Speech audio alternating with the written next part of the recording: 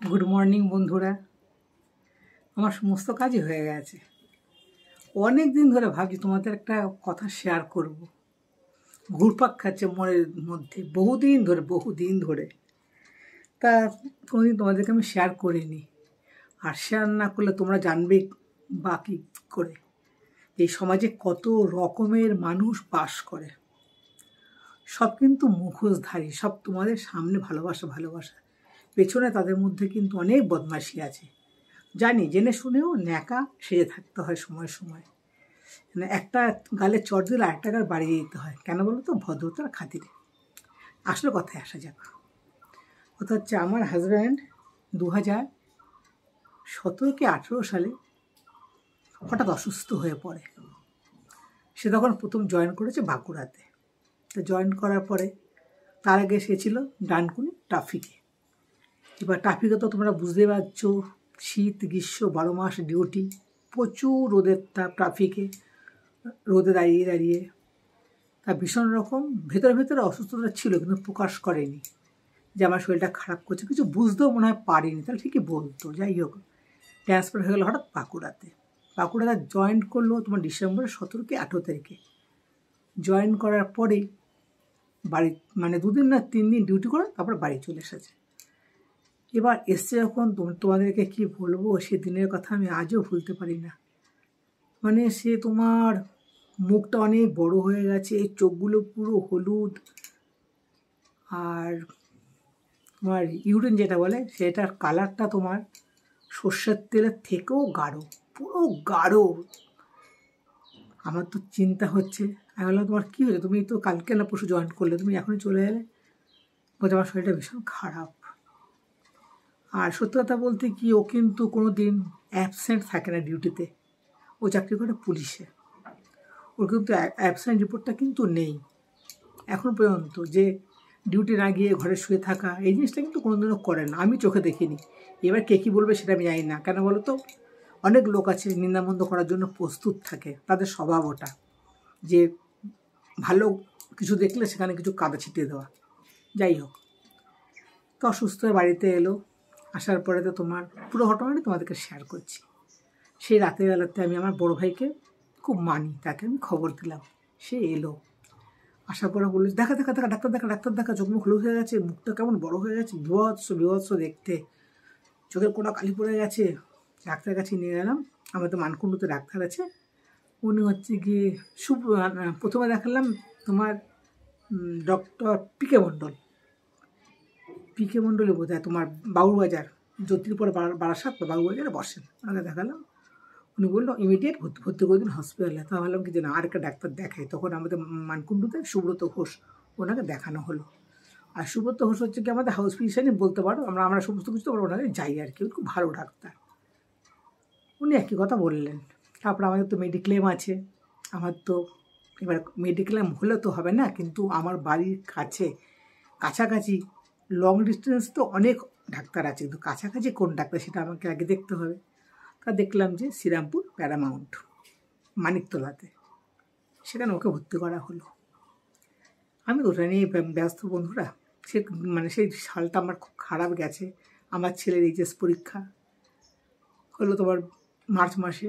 আমার শ্বশুরমশাই মারা গেল মার্চ মাসে। এইদিকে আমার হাজব্যান্ডটা অসুস্থ, প্রচুর শরীর খারাপ, তোমাদেরকে বোঝাতে পারবো না। মানে আমার উপর দিয়ে কী ঝড় গেছে। ভাগ্যিস আমার দুটো ভাই আমার হেল্প করেছিল, ভাইরাই আমার পাশে ছিল, বাদ বাকি আমি আদার্স কাউকে আমি পাইনি। আমার শাশুড়িমা কিন্তু তখন আসেনি আমার পাশে, উনি দাঁড়াননি। কিন্তু উনি এখনও বিপদ আপদে কিন্তু আমার হাজব্যান্ড কিন্তু যায়, কিন্তু উনিও আসেননি। জানি হয়তো টাকা পয়সা দিতে যদি হয়, ঈশ্বরের ইচ্ছা টাকা পয়সা দিতে হয়নি। বড় ভাই আমাকে দিয়েছিল, কিন্তু আমি সেটা শোধ করে দিয়েছি, কারণ সেই মুহূর্তে আমার কাছে টাকা পয়সা ছিল না। যতটুকু ছিল আমি পুরোটাই খরচ করে ফেলেছি, প্লাস আমি সুদও টাকা নিয়েছিলাম আমাদের পাড়ার একটা ছেলের থেকে। আজকে তোদের ঘটনাটা বলছি, দুঃখ। যাই হোক, ভর্তি করা হলো, ব্লাড টেস্ট হলো, বললো তো না জন্ডিস, তো একদম লাস্ট স্টেজ। বুঝতেই পারছো, আজকে হচ্ছে কি 2025-এর, আজকে হচ্ছে কি তোমার 25 তারিখ বোধ হয়, 24 কি 25। তাহলে আমার তখন কী অবস্থাটা, আমার তখন কতটা অল্প বয়স ছিল। আমার মেয়েরও বিয়ে হয়নি, আমার ছেলেরও বিয়ে হয়নি। সব তো ছোটো ছোটো ছেলে এইচএস পরীক্ষা আর কি তখন। যাই হোক, ঘরে আমার বাড়ি মানে আমার ঘরেতে লোকের মেলা, সবাই আসছে, যা হয় একটা পেশেন্টের খবর পেলে এত শুনে যেমন আসে সেরকমই। কিন্তু দুটো পয়সা দিয়ে হেল্প করার মতো কিন্তু কেউ ছিল না, আমার দুই ভাই ছাড়া। সে সময় আমার ছোটো ভাই কিন্তু আমাদের ঘরেতে, আমি তো থাকতে পারতাম না, ছোটো ভাই কিন্তু বাজার টাজার করে দিয়েছে, বড় ভাই টাকা পয়সা দিয়ে মোটামুটি হেল্প করেছে। মিথ্যা কথা কোনোদিন বলবো না, বললে সেটা অধর্ম হবে। দেখো, ভাই বোনে অশান্তি হতেই পারে, কিন্তু সেখানে যদি কেউ সুযোগ নেয় সেটা তো ক্ষণিকের জন্য সেখানে প্রাধান্য পাবে। কিন্তু ভাই বোনে কিন্তু একসময় কিন্তু মিলে যাবে। কিন্তু তাদের যে সেখানে যে কথাগুলো মানে আমাকে একরকম বোঝানো, ভাইদের একরকম বোঝানো, সেই মানুষগুলো কিন্তু পরে কিন্তু আর সেখানে প্রাধান্য পায় না, তাদের মুখোশ ধরা পড়ে যায়। সে আমিও বুঝতে পারবো, আমার ভাইরাও বুঝতে পারবে সেই সময় কে কী বলেছে না বলেছে। হয়তো আমি তার ভাইদেরকে বলিনি, ভাইরাও তো আমাকে বলেনি। কিন্তু বাইরেকার লোকেরা অনেক রকমেরই অনেক শয়তান থাকে, বিশেষ করে আত্মীয় স্বজনেরা প্রচুর বদমাস, প্রচুর বদমাস। যাই হোক, এবারে তো ভর্তি করা হলো। সেখান থেকে মোটামুটি চিকিৎসা করে ডাক্তারও বললেন যে ওকে আখের রস খাওয়াবেন, মৌসুমি লেবু খাওয়াবেন, টক দই খাওয়াবেন, এসব বলছিল। তো আমি যতটা পারছিলাম তোমার সমস্ত কিছু খাওয়ানো হচ্ছিল। তারপরেও তো ওষুধপত্র লাগে না, সব ওষুধপত্র দিল। মোটামুটি 7 দিন 8 দিন থেকে বাড়ি চলে এসছে। কিন্তু আমাদের না একটু ভালো লাগছিল না। আমার বড় ভাই নেটে সার্চ করে করে পিয়ালেস হসপিটালে ডক্টর সব্যসাচী, টাইটেলটা আমার ঠিক মনে নেই, চক্রবর্তী বোধ হয়, ঠিক মনে নেই, ওই ডক্টরের সঙ্গে কনসাল্ট করে। ওখানে আমি নিয়ে যাই ভোর 4টে, তাই বাড়ি থেকে বেরোই, গিয়ে ও 7টার মধ্যে পৌঁছে ওখানে দেখানো হলো। যেদিনকে ডাক্তার ব্লাড টেস্টটা দিলেন সেদিনকেই হয়ে গেল কি না, আমার শ্বশুরমশাই মারা গেলেন, যেতে পারলাম না। যাই হোক, সম্পূর্ণ সুস্থ মুস্থ করে বাড়িতে আনা হলো মোটামুটি। তারপর থেকে এবার আমি আসল কথায় বলি, এটা ওই সময়টা আমার উপর দিয়ে এরকম যাচ্ছিল। তা আমি একদিনকে দুপুরবেলাতে আমি মানে আমার হাজব্যান্ডের জন্য ফল কিনতে গেছিলাম বাজারেতে, ফল আর ওষুধপত্র কিনতে গেছিলাম। কেন, একটা অসুস্থ মানুষ, জন্ডিসের পেশেন্ট, তোমরা বুঝতেই পারছো। কিনে নিয়ে আসছি। সেই সময়তে আমার প্রতিবেশী, আমি যে কোয়ার্টারে থাকতাম সেখানে আমার একজন দেখা, দেখছি ও রাস্তা থেকে একা হেঁটে হেঁটে আসছে, কোনো টোটো নেই। তাই বললাম উঠে পড়ো আমার টোটোতে।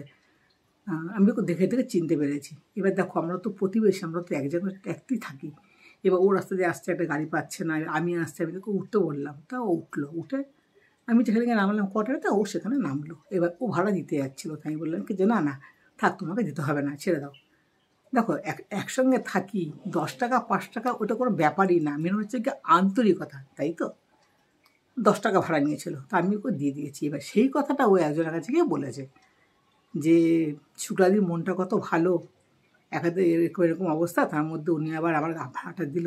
সেটা যাকে বলেছে সে বলেছে কি, তোমরা কথাটা শোনো, যা যা ওর বড় অসুস্থ, দুটো ফল কিনে দিয়ে। বোঝো কতটা অহংকার। আর সে কিন্তু কোনো এক সময়তে কিন্তু আমার থেকে কিন্তু প্রচুর প্রচুর হেল্প নিয়েছে, প্রচুর। তুই কথাটা কী করে বলতে পারলি? বলেছিস, ভালো করেছিস। আমার যে সময়টা গেছে, আমার জীবনে যে সময়টা এসেছিল, সেটা যে কালকে তোর আসবে না, তার গ্যারান্টি কিন্তু দিতে পারবি? বলা যায় না, ঈশ্বর কাকে কখন কি করবে। তবে আমি নামটা শুনলাম, আমাকে বললো, জানো আমাকে ওই কথাটা বলেছে, তাকে আমি চিনে রাখলাম। ভবিষ্যতে সেই মানুষটা যদি আমার পাশে যদি রাস্তা দিয়ে যাওয়ার সময় যদি সেই রাস্তার মধ্যে হুমড়ি খেয়ে পড়ে গেল, আমি তার হাতটা কিন্তু ধরবো না। কেন ধরবো না?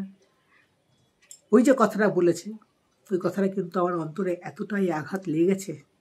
দিনটা কিন্তু চলে গেছে, কথাটা কিন্তু আজও জীবিত লোকের মুখে মুখে। আমি অনেকেই বলেছি যে কথাটা কি বলেছে, এত অহংকার তোর, তুই যখন চন্দননগর এলি কিছুই চিনতি না, তোকে আমি সব চিনিয়েছি। কোথায় জামা কাপড়ের দোকান, সোনার দোকান, সব তোকে আমিই চিনেছিলাম।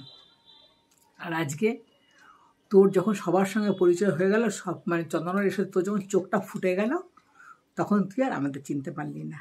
তা মানুষের বিবেকটা কি এরকমই কি হওয়া উচিত? তাই তোমাদেরকে বলছি বন্ধুরা, তোমরা কাউকে কোনো হেল্প করবে না, যেচে হেল্প করতে যাবে না। আমাকে বলেছে, হ্যাঁ এখানে জামা কাপড়ের দোকান কোথায় আছে জানো, আমি সঙ্গে করে নিয়ে গেছি। সোনার দোকান কোথায় আছে, আমি অ্যাড্রেস দিয়ে দিয়েছি, অমুক জায়গাতে নামবেন, আমি অমুক জায়গাতে। আর সে লাস্টে কিনা এই ধরনের কথাটা বলেছে, যা যা ওর বরকে দুটো ফল কিনে দিয়ে, কেন বরকে অসুস্থ। এই কথাটা তোমাদেরকে শেয়ার করবো, মনে কষ্ট হয়েছে, তাই তোমাদেরকে বলবো বলেই ভিডিওটা আজকে করলাম। যে এই সমাজে কত রকমের মানুষ আছে, কত রকমের পাবলিক আছে, কত অহংকার। একটা জিনিস সে বুঝতে পারছে না, আজকে যেই চিতাতে একটা কুড়ে ঘরের লোক শোবে, সেই চিতায় কিন্তু তোকেও শোয়াবে। সেখানে কিন্তু কোনো বিচার হবে না যে এ 4 তলা বাড়ি আর এর কুড়ে ঘর, তাই তো? তার দেহ পোড়ালেও ছাই হবে, তোর দেহ পোড়ালেও ছাই হবে। দুটো ছাইকে যদি একসঙ্গে মিশিয়ে দেওয়া হয়, চিনতে পারবি যে না, বা তোর বাইরে ওরা চিনতে পারবে যে এই ছাইটা আমাদের অমুকের, এই ছাইটা অমুকের? চিনবে না। এসেছি ল্যাংটা, যাবো ল্যাংটা, তাই তো? কিছু নিয়ে আসেনি, কিছু নিয়ে যাব না। পড়ে থাকবে কি শুধু আমার ব্যবহারটা, আমার চরিত্রটা লোকের মুখে মুখে ঘুরবে, তাই তো? লোকেরাই বিচার করবে মহিলাটা কেমন ছিল না ছিল। বুক বাজিয়ে বলতে পারি, একদম মাথা উঁচু করে বলতে পারি, বাঁচতে হলে মাথা উঁচু করে বাঁচবো, তা নাহলে বাঁচবো না, সুইসাইড করব। ঠিক আছে? লোককে বলার সুযোগ দিই না, লোককে বলার সুযোগ দেবো না। আমার উপর দিয়ে যা ঝড় গেছে বন্ধুরা, সেগুলো বলার কথা না। আমি শুধু একটা কথাই বলবো, সৎ সাহস থাকলে সামনে এসে বল। পেছনে পেছনে কারা বলে?